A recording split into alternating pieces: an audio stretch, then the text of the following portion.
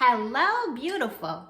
Today I am going to talk about And Just Like That, Season 2, Episode 1. Now, I am so tired of all these people giving this show a bad review. I don't know who these people are, if they even ever watched the original Sex and the City, if they were even born, but no. Okay, y'all is not the business. The show, now the first season was rough, okay? But Sex and the City was my show. I am 49 years old. I lived in Los Angeles. So my friends and I, we were the same age as the women on Sex and the City. Our careers were popping. We would do our Sex and the City brunch every Sunday. We would go to Malibu. We would go to Duke's in Malibu, look at the ocean, have our champagne, our mimosas. We would go to Nobu was one of our spots. The Malibu Inn was one of our spots. We would go to Barfly. We go to Sky Bar, Century Club. I mean, we was popping it, okay? See, all the movie stars, everything. We thought we were movie stars. And yeah, we would have our Fendi purses, spend our rent on a Fendi purse, have Fendi purses with no money in them, but we look good. We would be drinking our Cosmos, everything. And the show, I loved it, I had my, all of us thought we were a character, we had our Carrie, we had our Samantha, we had our Charlotte, we had, we all thought we was one of them. And we would go out, try living our fabulous lives, always going to different premieres and everything. And we all had our little boyfriends at the time, and I had my little Mr. Big. And then towards, after September 11th happened, I joined the Navy, and it was 2004, and I was part of Operation Iraqi Freedom, and I was stationed in Kuwait. And for the military, we have something, it's called MWR. It's Morale and Welfare and Recreation. So it's like a little area. We have parties and all that. And we had a library where you could get movies. And I was first of all, they didn't have anything hardly for women. It was so hard to find anything that, a woman would be interested in, something that wasn't shooting or a scary movie. But somebody had donated the full collection of Sex and the City, all the DVDs of the whole season. And I got to, see the last season, and it was my day off. I binged watched it. I was in my rack, which is, it's a little bunk bed. We call it a rack in the military. And I had gotten my little popcorn, and I was watching it, and I was just crying. Like, it just meant so much to me because the story was so good, but then it was also like I had something from home, and then somebody was so nice to donate, to think about service women, because especially back in the early 2000s, nobody was thinking about service women. We weren't getting our little special care packages or anything. Then, when the first movie happened, my best friend, she was pregnant. So we couldn't go, because we were going to get dressed up, see the movie, but we couldn't because she was hella pregnant. And I got the DVD, the bootleg DVD from my job. You remember the bootlegs where people used to actually go to the movies and film the movie? So you'd have people walking back and forth. You'd hear people eating popcorn, see somebody's feet. So we watched it at her house, and, Sex and City, just so many memories. And just like that, now I was never happy that Carrie married Mr. Big. I was just mad. And, when he passed away, though, that was strong. That was some acting. I was even crying about that with Mr. Big. Woo. And then, too, like, I relate because, a few months later, my Mr. Big passed away. He died, he was 27 years. And he and I used to have a history when Sex and the City first came out, because I was like, do not call me. I am busy. I'm watching my show. So this second season, you know, the outfits are banging. They are showing their bodies. It is banging, okay? They definitely coming back. And one of the things that I really liked about this is they have a writer. Her name is Susan Facelis. She's a Black writer. She's of Haitian descent, and she wrote for The Cosby Show, and she also wrote for A Different World. So that's why we get these wonderful, such dynamic characters. Because, okay, Lisa Todd Wexley, Nicole Arwie's character is, okay? It starts off with the new season. The first starts off, everybody's getting some, okay? And Nicole Arwie's Lisa Wexley's closet is just beautiful. I could just live in her closet. Whew.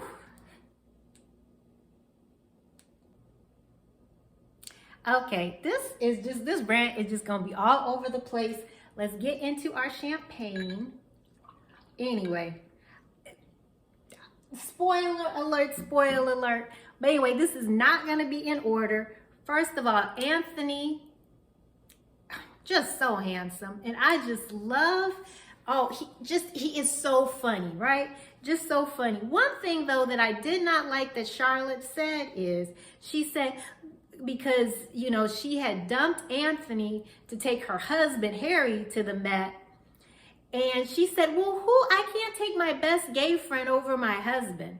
Now, I don't like that. You know, to me, it's like, you better not call me your best Black friend, okay? No, we're not calling people the best gay friend. That's not cute. But anyway, it was funny because Harry got all dressed up, got his little outfit on. He was so excited. He thought he was going to see Rihanna.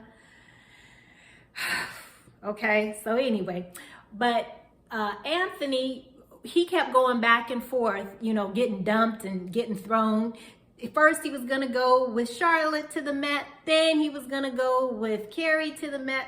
But anyway, let's finish talking about Naya. So Naya, she calls Miranda. Miranda's like, girl, you need to go out, have you some fun, go out by yourself. So Naya goes out and she meets Gary Gordon, okay? Who is fine. He was in CSI. He was the Black guy. He's my baby's daddy. He doesn't know it, but he is. Woo, he's fine. So I hope he comes in, because hopefully, I think she's going to get rid of her husband. So I hope, hopefully Gary Dordan, you know, if he's not on the show, Gary, you don't have to feel bad. You can just come over here. You can be at my house, okay? But anyway, so Naya doesn't, she's like, okay, she tells that man she's married. She goes back home. She got a little tipsy. She got her lingerie on. Body is banging. She's giving body, yaddy, yaddy, yaddy. And so she calls her husband to FaceTime, and he's trying not to FaceTime her because, you know, he's off on tour. And then she's like, hey, why aren't you FaceTiming? You know, she gets him on the phone. He got his face like, you know, like, so she can't see nothing. So she can't look. You know how when people FaceTime, you try to look over. So she can't see anything. He got his big old head in there. And then she's like, turn the phone around, turn the phone around. He does. And there is Becky with the good hair wearing a hat in his room. And he's like, oh, it's only 9:30 and I'm just helping the backup singer write a song. So anyway, that did not go well. Then she calls him the next day, you know, talking about what was going on. And he says, well, that he didn't cheat, but he's thinking about it or something. So anyway, good that Naya is getting rid of him. Okay, she's, girl, get rid of him. We don't need him. Let's bring back Gary Dordan, my baby's daddy. So anyway, Carrie is talking to, I forgot the hot podcast producer's name, but anyway, he was the guy from last season. He's real cute. He's like a cat daddy. Got the salt and pepper gray hair, tall, sexy, real cute. So they have a every Thursday little romp. Okay, so she goes to the podcast, which she doesn't even need to be at a podcast because she's already rich. Why? This woman's working and she's super rich. But anyway, so, you know, he wants to take her out to a bourbon bar with his friends on a Tuesday. And Carrie's not wanting to go. I'm like, okay, you can invite me because I will be up. I drink up all the Hennessy at that bourbon bar on a Tuesday upstairs on the roof. So please invite me. You know, if anybody, I'm available. Okay. So anyway, Carrie is being Carrie. And the thing with Carrie is we all know that. We all have a Carrie in our life because it's like no matter what goes on, how old she gets, she still stays the same. That's why I think what is so good is that they're bringing in all these great characters.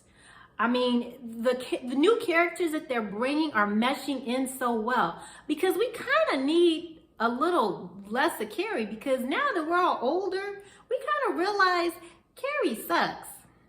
She does. I mean, but at least the hair and makeup people listen to us because I know on every single and just like that post, Reddit post, Instagram post, YouTube post, every post, Facebook post, I said you better not put Carrie in no more of them buns.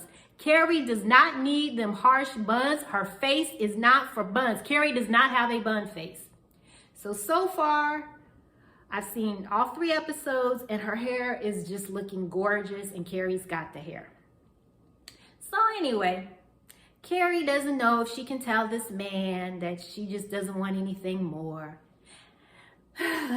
You know, that she just wants Thursdays. So she calls Shay. Now, how are you going to talk to Shay? Because I'm sorry, okay? No, Shay. You broke up my best friend's marriage. And I don't care what y'all say. You say Miranda broke it up, whatever. I don't care. I don't talk to the side pieces. Okay? No side pieces. If my best friend was, no, I will never speak to her. I will never call her side piece and ask a question. Whew. So anyway, she calls Shay the side piece and says, hey, you know, what do you think about, I forgot the hot producer's name. And Shay's like, hey, I don't know. I'm not a man. I don't know how men feel, you know, because Shay's them. Now, they are adding a lot of depth to Shay's character. And the problem, like what I think of Shay is a culmination of all the bad stuff of the men that the women had in previous seasons. You know, just arrogant, cocky, self-centered, but does still have like, you know, a little bit of feelings, but still not enough feelings to care about other people's feelings. And what it is about Shay, because we're not going to lose Shay, because I was listening to the Writers Room podcast and they just love them some Shay. And I think, in my opinion, it's not just that Shay came in and broke up Miranda and Steve. It's that Miranda changed. I feel like Shay stole our Miranda because this little poofy, whiny rom-com Miranda is not our Miranda, okay? That's not our Miranda. But I'm not going to give spoilers for the other ones, but Miranda is starting to come back into herself. So we are starting to get we are starting to get our baby back. You know, we just got to get our girl back. But, you know, she and Shay they're having a good time in California and they're in a bomb house. Yeah, they're living a very nice life out there.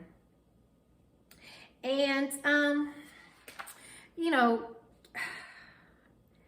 Charlotte is being Charlotte. Charlotte, I think they're going to start to give Charlotte some more depth because Charlotte's kind of acting a little cartoony. But she looks great. And, you know, the relationship, she and the kids, it's getting better now. The kids this season seem to not be so annoying. I don't know what was going on with the kids last season, but all them kids needed a whipping.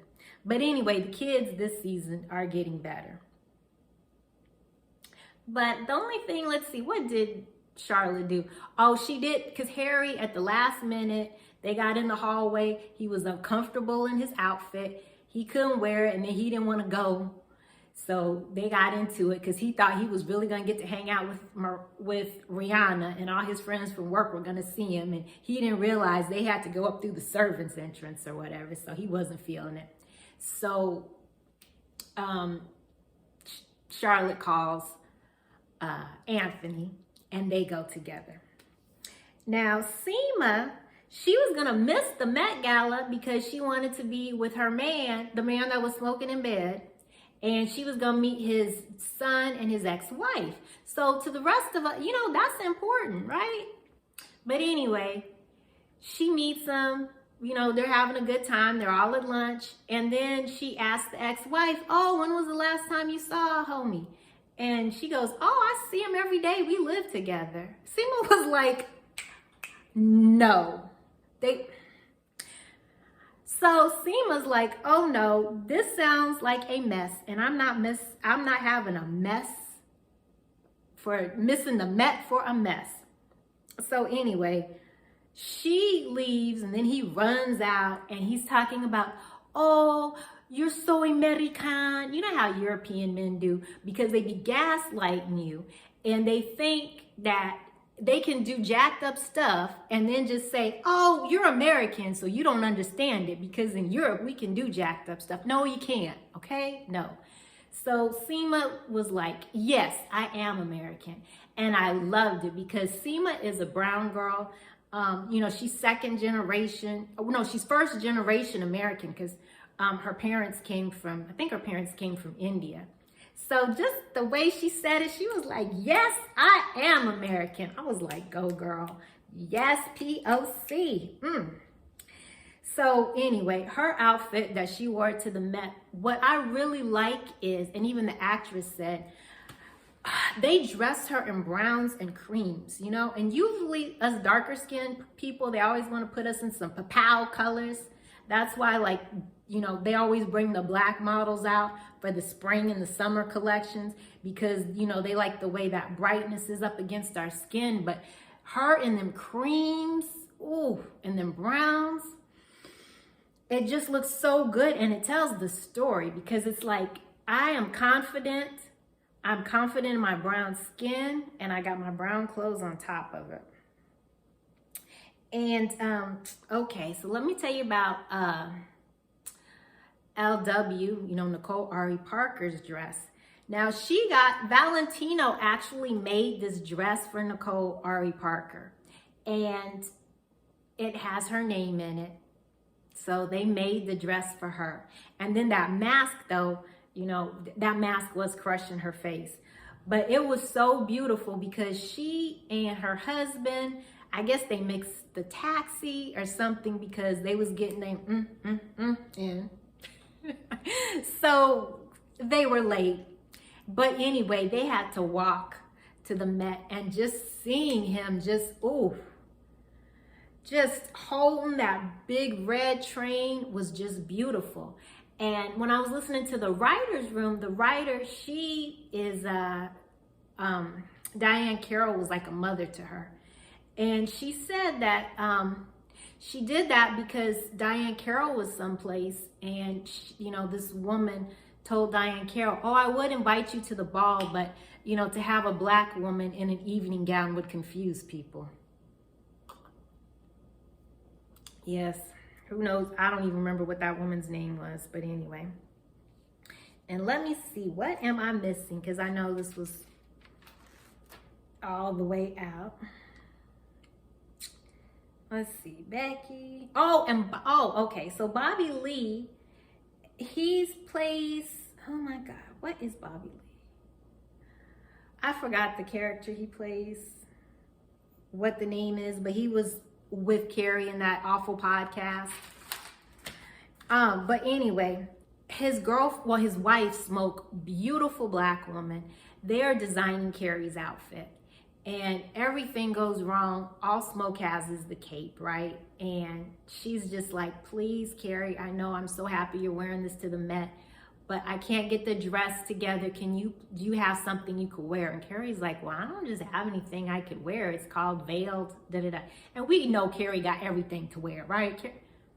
So I just wanted to cry in this instance because I am really glad they brought Bobby Lee back. And I was hoping, I don't know if they listened to me when I was writing all over Reddit about what they need to do.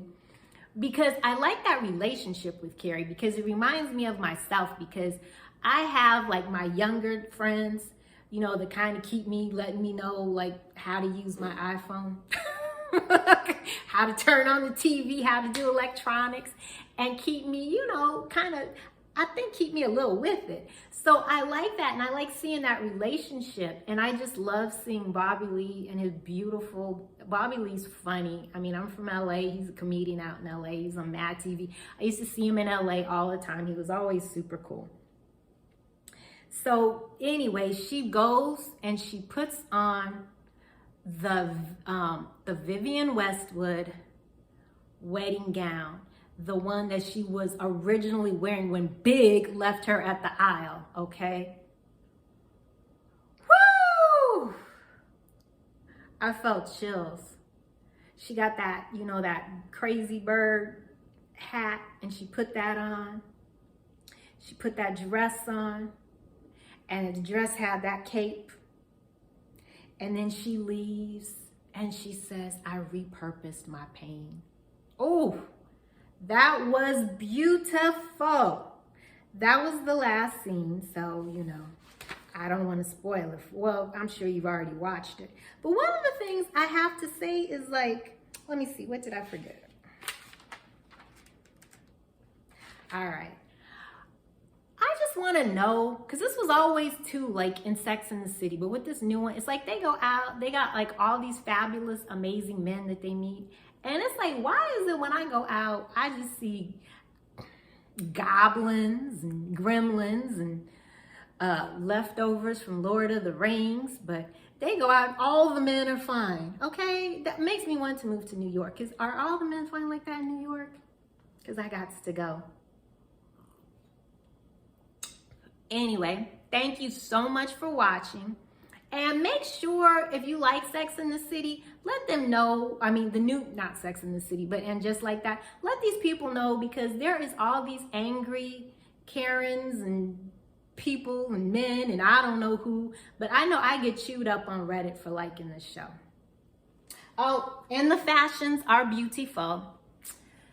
Thank you for watching, and remember, life is too short to not repurpose your pain and wear something beautiful. Bye-bye.